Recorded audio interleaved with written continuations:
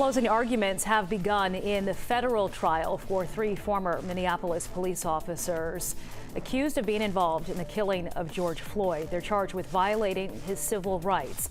All three pleading not guilty to depriving Floyd of his right to medical care and not intervening on that day in 2020. Defense attorneys have argued that the Minneapolis Police Department's training was inadequate, but the prosecution argued that the officers knew better. The three men face a separate trial in June on state charges alleging that they aided and abetted murder and manslaughter. Derek Chauvin, who you see here, who knelt on Floyd's neck for several minutes, pleaded guilty in the federal case back in December, months after being convicted of murder and manslaughter.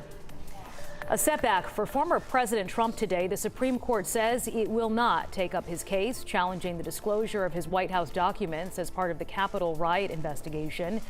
Previously, the court also rejected Mr. Trump's emergency request to block the National Archives from turning over those materials.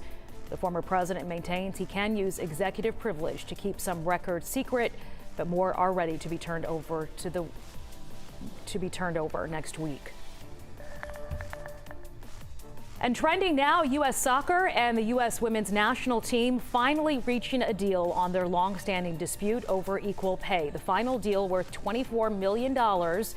U.S. soccer will pay $22 million, and then the other $2 million will go into an account to support players after their soccer careers and charity. Moving forward, the men's and women's national teams will get equal pay for matches and tournaments. This financial battle has been ongoing, pending since March 2019.